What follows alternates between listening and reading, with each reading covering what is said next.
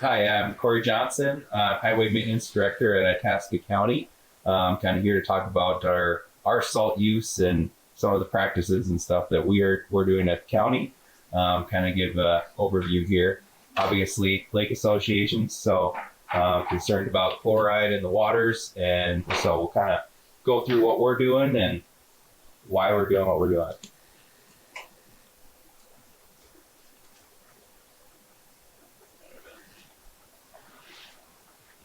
All right, so why are we even using salt in the first place? Well, public safety is the number one reason why we're using salt. Trying to keep the roads safe, getting the roads clear of snow and ice. The salt works really well at taking care of the ice side of that.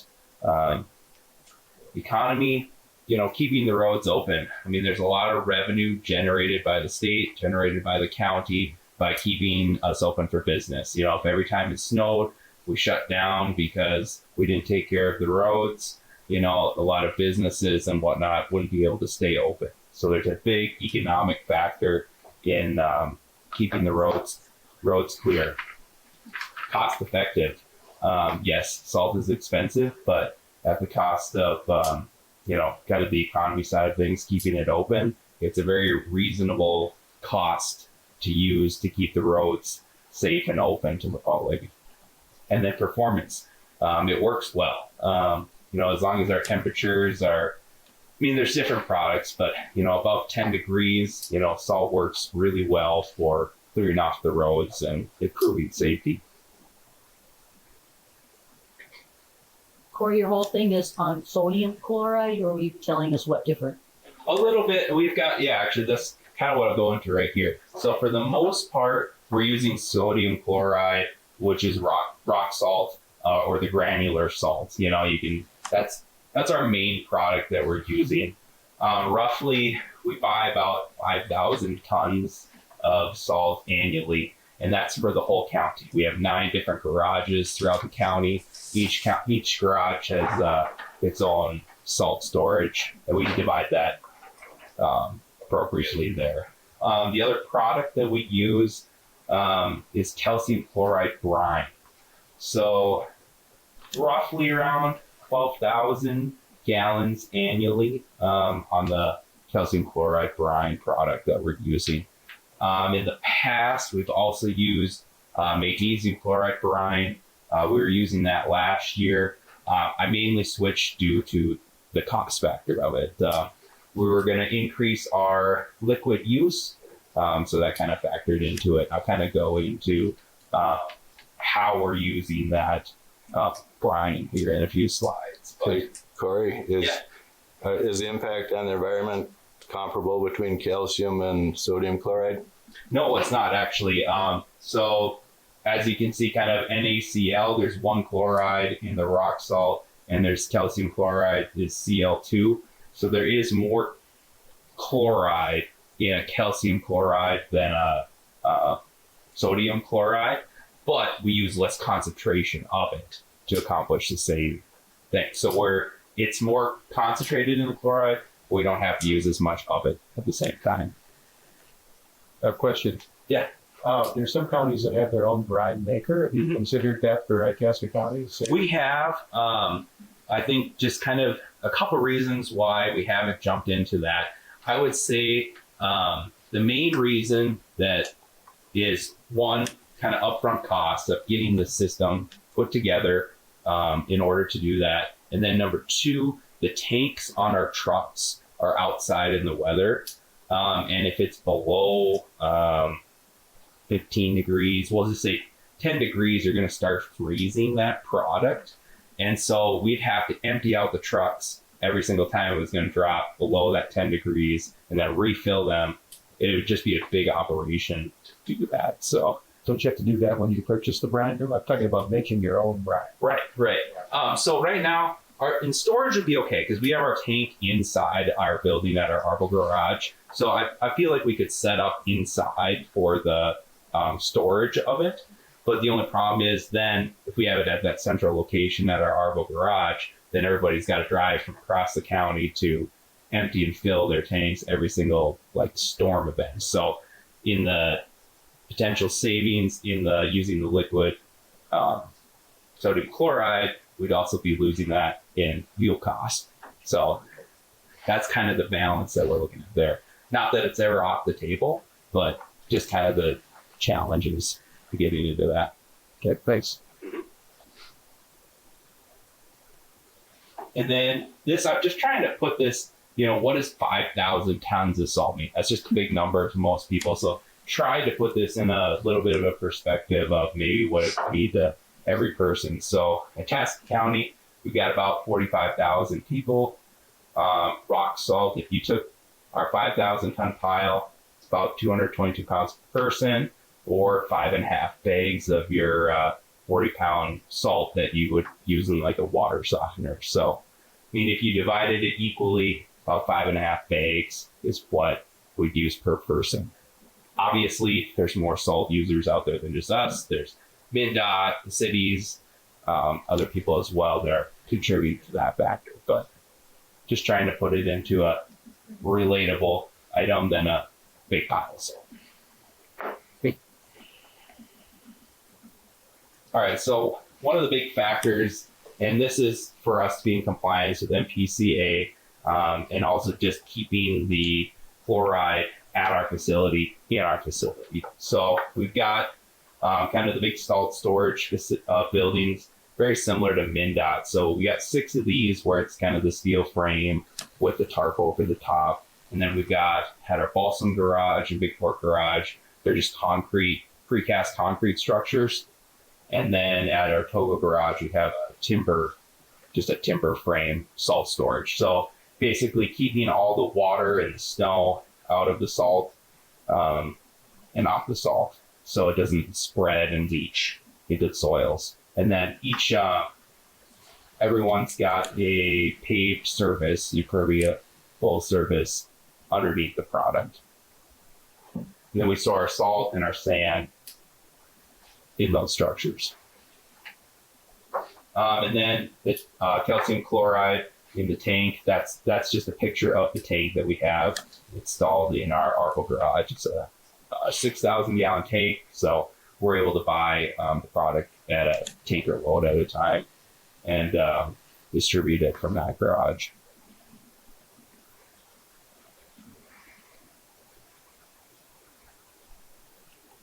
All right, then kind of how are we using the products?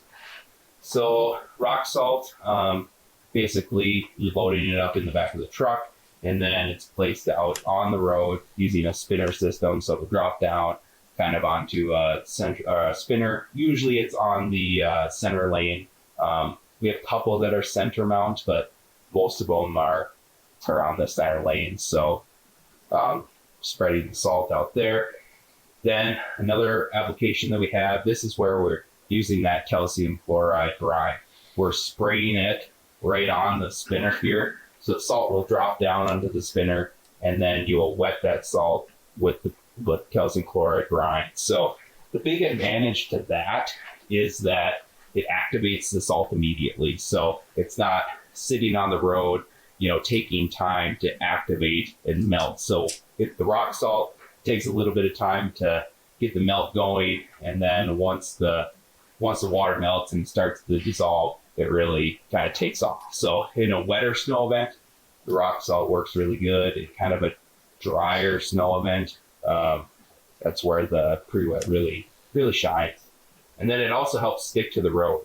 There's actually a Michigan DOT study where the rock salt, you lose about 30% of it kind of bouncing and then cars pushing it off the road.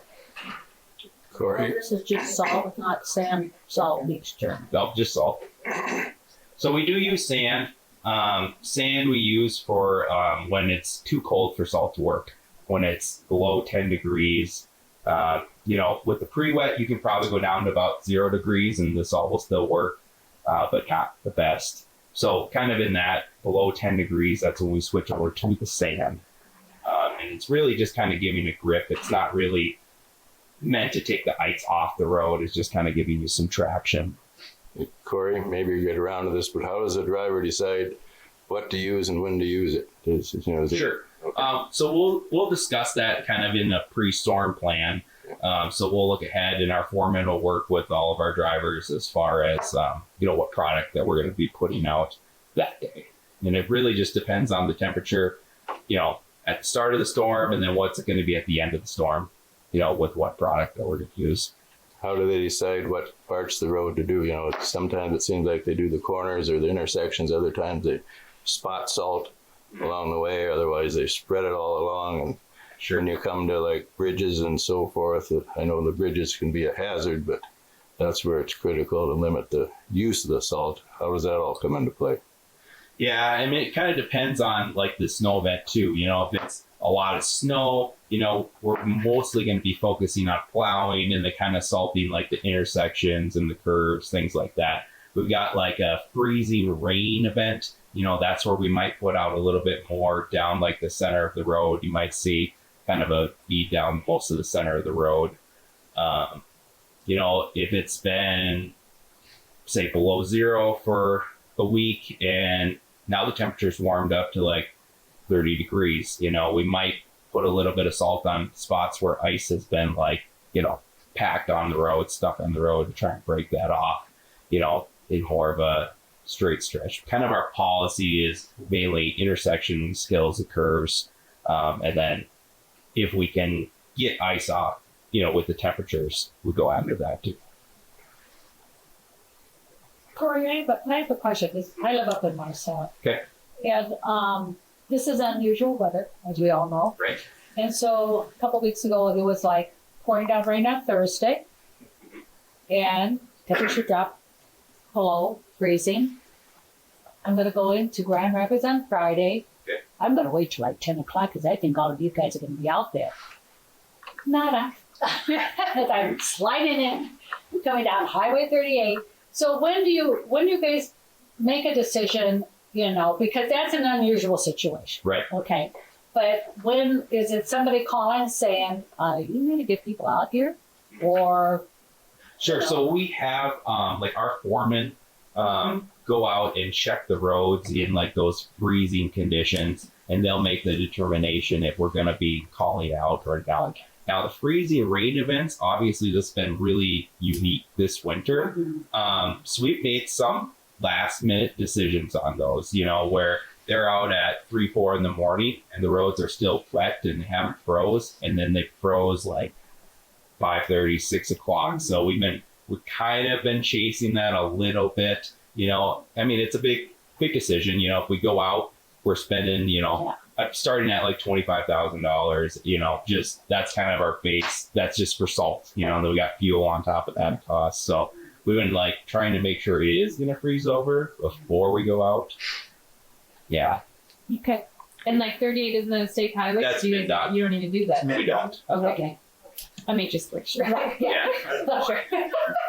I know you know it's a state, but I don't know if you guys, do you do any state highways, or is it really division? We don't. Okay. No. I mean, I feel like we're pretty similar to MnDOT as far as if they're out, we're out, but they're set up a little bit differently. Sometimes they have some night crews that we don't. So, yeah, it's a little bit. Do you only do county roads, or do you do cost share, or do contracts with townships? Yeah, we do county roads, and then we have quite a few contracts with townships and some cities. So like the city of Warren, we do the city of Warren, and then a lot of the townships. How many miles of roads do you have? Just county roads? Everything that you have to maintain. Oh, I think everything together, I just looked at this the other day. It's like around 15 or 1,600 miles if you add all the township roads into the system that we do. How many trucks do you have? We've got 36 plow trucks and 17 graders. So, yeah, keeps us busy. So the new, kind of our last application method, this is new for us. MnDOT's been doing this for a while, but we're just kind of getting into this game. So they call it anti-ice, where you're directly applying the brine. We're using calcium chloride to the road prior to the storm. Kind of our intent of doing this is a lot of like the bigger snow events, you'll get that snow that's packed onto the road. So now we're trying to chase down through that with plows and then salt to try to get down to the road surface to break it off. This puts a barrier layer between the road and the snow. And so kind of the theory is we'll be able to get in there and peel that off the road easier rather than trying to fight down through the top. I mean, that's kind of what we're using it for. We used it once this year. It ended up kind of being one of the freezing rain events. I think right before Christmas that we put it out, and it helped with the freezing rain, but you got too much rain before the snow, so it kind of diluted it. So I'm trying to go light on the ratio there too, just because you can easily overapply your chloride loading using that method. So we're trying to go on the lighter range of the application right there. All right, so it's kind of a hard to see table on here, but this is just kind of also other products and their uses. So kind of got your sand on here is basically you're not melting any ice off the road. You're basically giving temporary traction. And the other thing with that is it only lasts so long. Once the traffic gets through there, after a while, it pushes it, out of your driving lane. So, we really try and wait till it's too cold for salt to work. Your regular sodium chloride, if you don't have any additive to it, works down to about 15 degrees. So that's where you can see we've got the roads pretty well clear, down to that 15-degree level.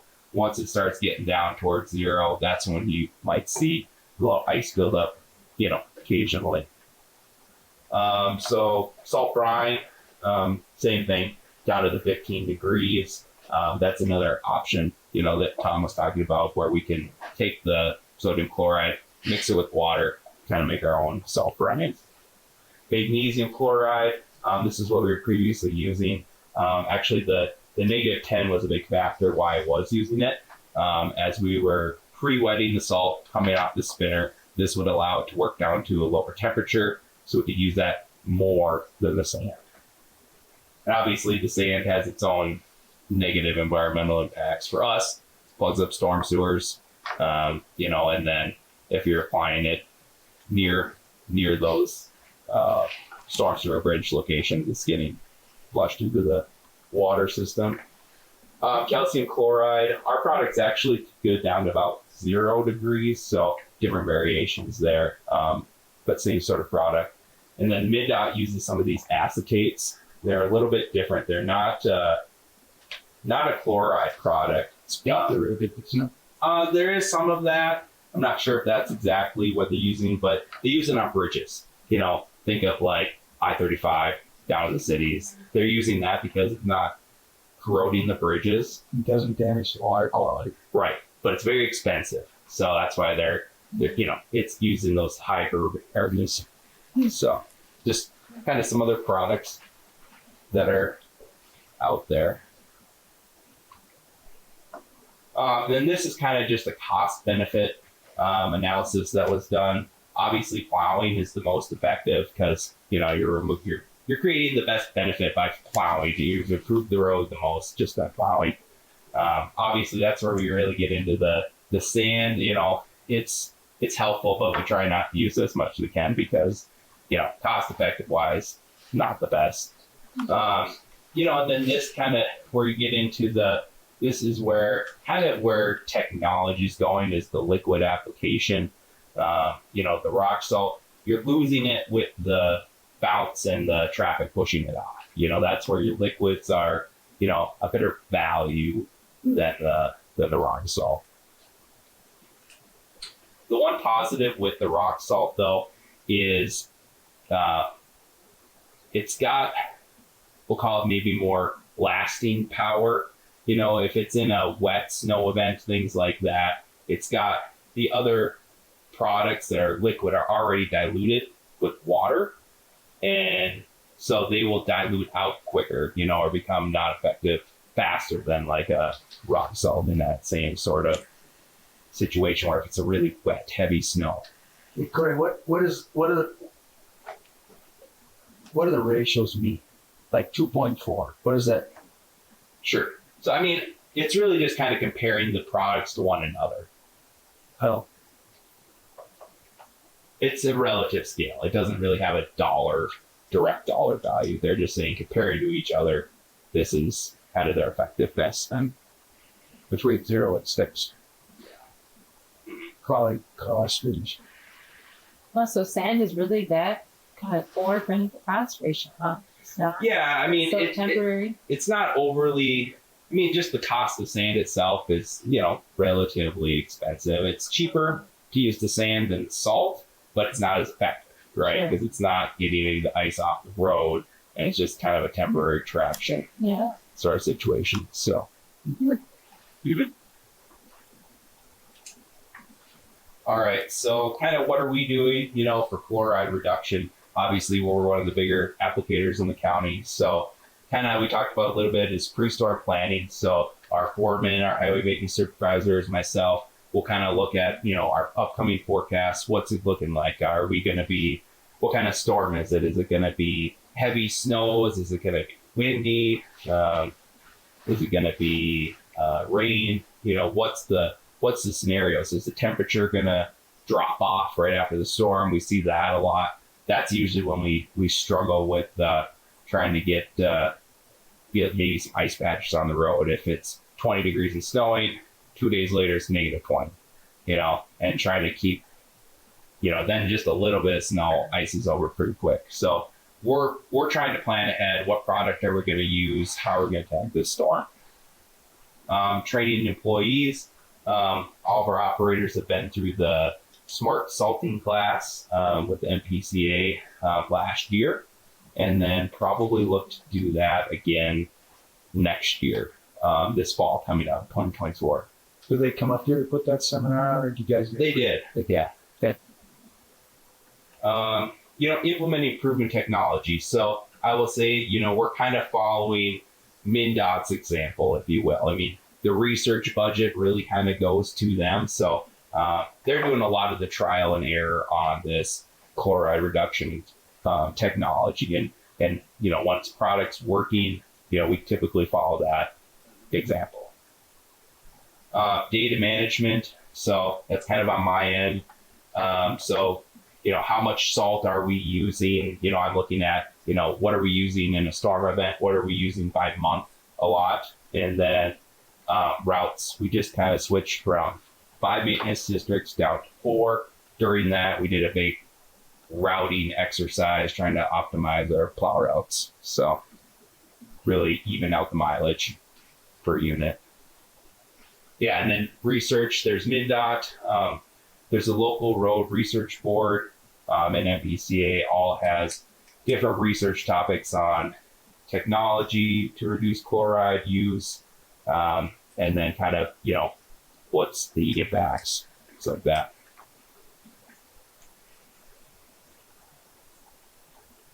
All right, so kind of digging a little deeper. Yeah, so pre-storm planning, what are we considering when we're deciding, what we're going to do? So how much snow are we going to get?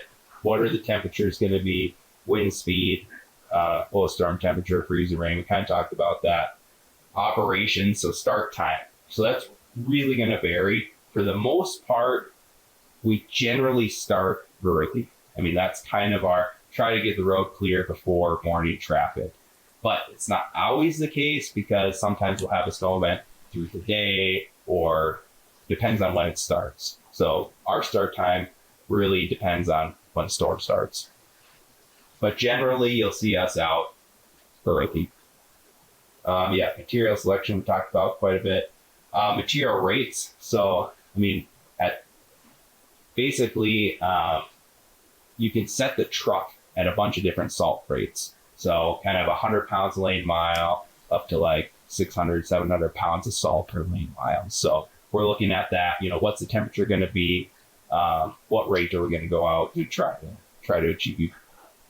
And then, if it's an all day storm event, we're going to kind of chase our priority routes. That's a lot of times where you see we're going to get 12 inches of snow. We're going to kind of focus on the main routes, and gravels might be caught up with a little later. things like that. Just salt any gravel roads? We don't. We just put sand on the gravel roads. The salt just makes it, worse. It gets enough of it, sour salt. Yep. So smart salting, we talked about the class, but what is smart salting? So basically applying the chloride needed to de-ice the roadway without over applying it. So, if we needed 250 pounds per lane mile, let's use 250 pounds per lane mile and not 500 pounds per lane mile. Really working with our operators on trying to dial in what do you need, but not more than what you need. So implementing training, science, technology, and resources to achieve that goal. Talked about smart salting training, and obviously bonus to us, we can save money. Salt's expensive, so anytime that we can save on product, we're also saving the county money. So are the trucks so dialed in now you can say you've got so many salt, you want to use so many miles, and then it spits out just enough to get you through that distance and that amount of salt? Or is it? No, it's more like temperature based. Like, if it's 20 degrees or the road temperature is 20 degrees, it's recommended to use, say, 300 pounds per lane mile. And that's generally going to get you through. And sometimes you get some shady spots. You might have to bump it up a little bit there, and then, wide open to the sun, you could maybe turn it down a bit. So It's good. it's definitely an art to it. It's a mix of science and art, where you combine it's working at this temperature, but also operator needs to use their judgment on the route too. Right. So, all right, so technology. So this is kind of new, kind of plug for Matt at the end, but we just got some road temperature sensors put in a lot of our trucks. So this is going to help them use those rate guidelines more rather than just kind of on the pre-storm or going out, work on these rates. Well, now they can adjust kind of real time with the temperature sensor right in the truck. The pre-wetting, the salt. I really find this to be like the most effective, cost-effective, method of technology that we're using. It works really, really well. We're saving that 30% of the salt that's getting bounced off, pushed off by traffic. It's activating it right away. It's just very cost-effective, works well. Anti-ice, obviously we're working on that. Just kind of rolling that out this year for the first time. So that's a work in progress. And then I did get a weather station this year, and it's right out at, you've probably seen it if you've gone through 63 and 76 intersection out there. It's on one of the light poles. So that's actually getting pavement temperature for us 24/7, and then giving us some forecasting data too about predicting when the road's going to freeze. So that's been useful. All right, data management. So we have GPS in all of our plows and graders. So that kind of helps. That's helped us build our routes, make sure they're more optimized, and it also helps us make sure that everything's been covered. We've got a map set up that we can see if a plow has gone through that route. It goes from red to green, so we know it's been covered. So cutting edges. This is kind of the chloride alternative. So this is the wear edge on the plows and the graders. So we're tracking use of that, trying to balance, can we get the ice off with the graders, and the cost of cutting edges versus salt, and all of that temperature dependent too. If it's too cold for salt to work, we're out running the graders trying to scrape the roads down. Trying to track the salt use a little bit. We track it by garage, and then we just moved to kind of tracking it by truck to just kind of dial in per truck. We're looking for, is there calibration issues, things of that nature that, maybe we've incorrectly done our data entry, things like that, trying to dial that in.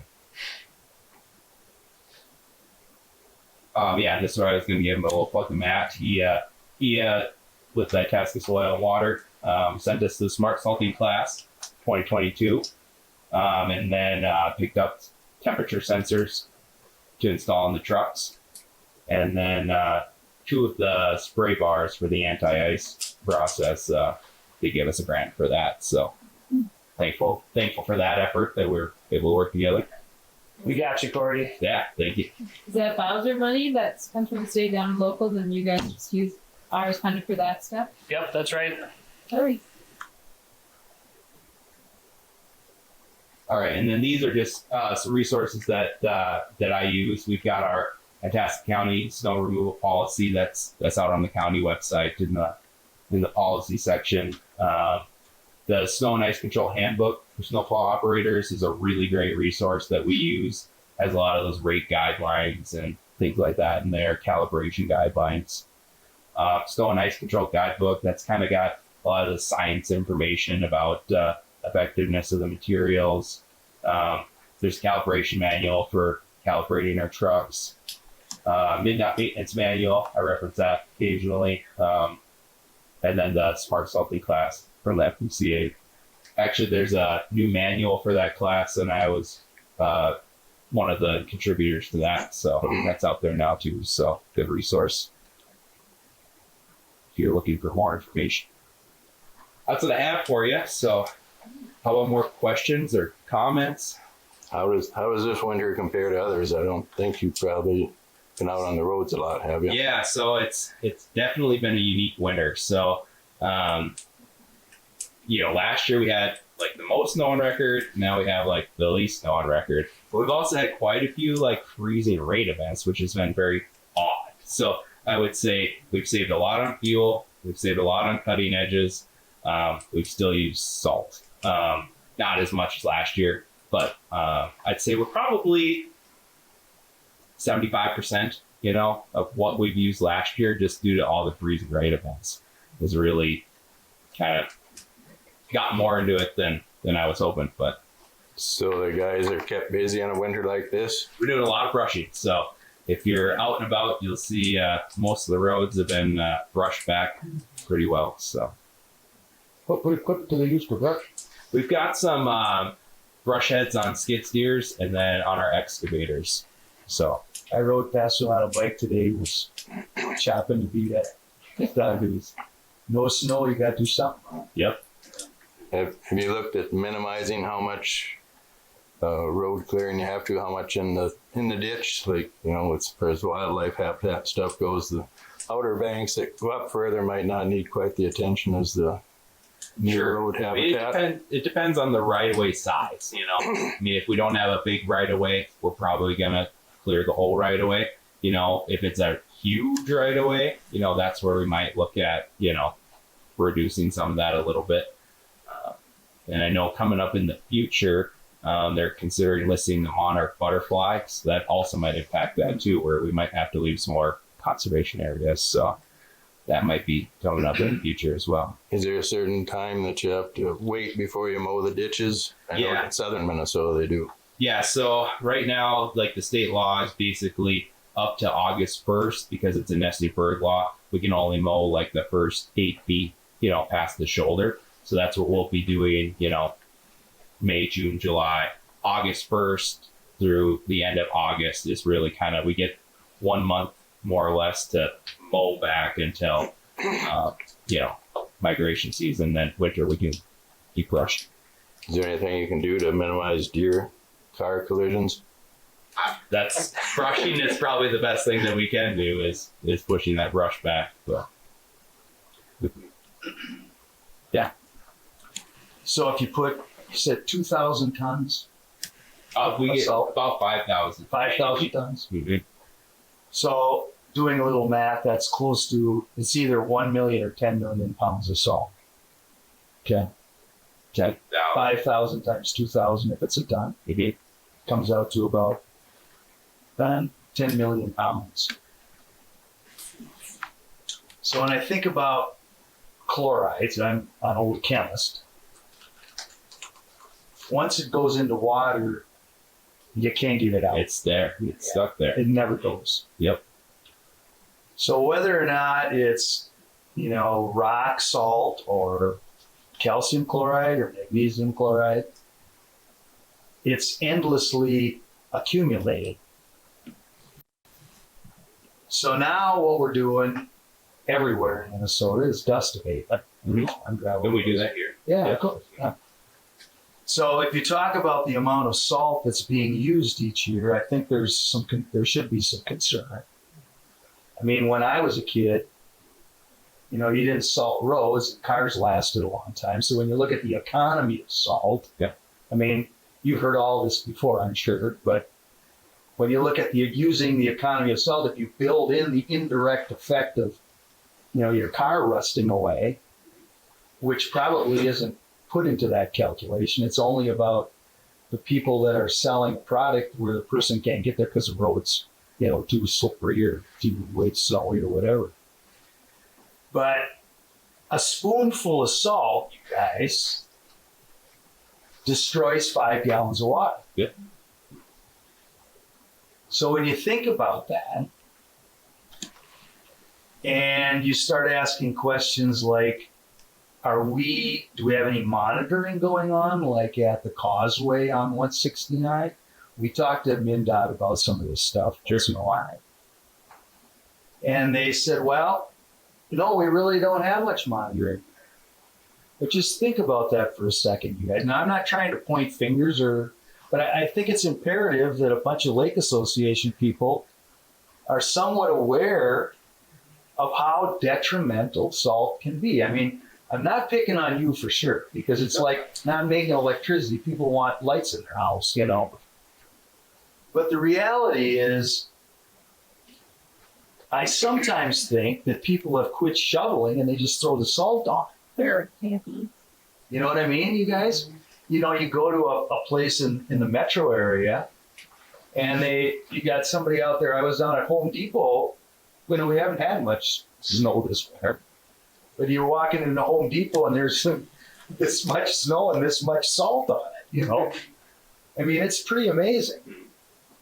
But that's a matter of education. I'll guarantee you that 90% of the people that are spreading that salt have no idea. Well, I know exactly what you mean. And I'm not trying to point a finger, but my point of it is that it's detrimental to water quality.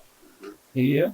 So if you had monitoring systems, and I think that maybe Matt, I think you guys are working on some of that right now, where we want to start monitoring some of this to find out how much salt is getting into the water. Now, keep in mind, you folks, when that salt goes into the ditch next to the road, that's going into a waterway too. Okay? Now, also keep in mind that most people have a water softener in their home, and that salt is going into the sewer system that goes into the drain field that ends up in the river or the lake also. So, we could talk all we want about how much salt gets used or doesn't get used or what kind of salt gets used, but it doesn't matter if it's sodium chloride, magnesium chloride, or calcium chloride. They're all chlorides and they don't go away. So keep in mind that we happen to live in a county that's got lots of water. And we're probably one of the only counties left in the state of Minnesota where we don't have a whole lot of lakes on TMDL lists. And they're not going in the tank yet. But if you start looking at nutrient in addition to salt and chlorides, mainly phosphorus, there could be a quick tipping point where the water quality in this county goes haywire real fast. So I think, there has to be a lot of discussion about this. And so it isn't very many years ago where nobody salted roads in the summertime, put up with the damn dust. And that's happening just about everywhere now too. So there's pretty much a steady diet of salt year round coming out. Yeah, and part of the use in the summertime, I know it's called dust control, but the miles of road that we're doing, it's for reduction of maintenance. So it's saving us on gravel and grading. Corey, I get it, like we talked about in our township about before they started salting them. Mhm. We went to the township and we were thinking about buying a water truck, and then get a bunch of people that would just take the water truck and just go and sprinkle the roads. Well, you guys, when it's 90 degrees, you'd be out there all darn day. Yeah. You know, you couldn't do it. No. And I get the fact that it prevents having to put gravel on more. I mean, it holds the road bed better. Yeah. You know, I do get that. But I'm mostly concerned about a resource that's awfully, awfully finite when you're talking about good water. And I don't think it hurts to have these discussions and to really try to get to the bottom of trying to use as little salt as we can. And I think like what we ended up getting them to do on the dust control is, you know, they used to do from roadside to roadside. And we finally got them, they do the middle of the road. It's used so infrequently that a car can just run down the middle of the road. If another one comes, you move off to the side. You create a little bit of dust, but at least there's less of that salt getting into the ditch. So anyway, enough, you know, soapbox pedestal speaking, but I think it's a real issue, guys. I know they've talked about some lakes have water testing. Are we testing for that in that water testing? You know, Testing for chlorides? we're not testing right now. Most of them, man. Correct. Yeah, I can Yeah. say something about that. So Go ahead. chloride water testing, there is some chloride water testing going on. I think one of the issues is because the chloride pollution in the lakes is a relatively new thing. The operating procedures, how you test the water to get that chloride amount that's in the water, I think is just not true to maybe what the water, how much salt is in the water, how much chloride is in the water. Chloride is heavy, it sinks. The water samples that get taken for chloride are at the surface, and I think they're working now to figure out how to do an accurate sample to get a representative water sample of the runoff, and probably not going to be at the surface.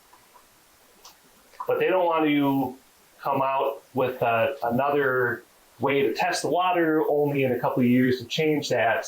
So I think they want to get it right, I guess, the second time. But it is possible to test that chloride, but I don't know how accurate it is really.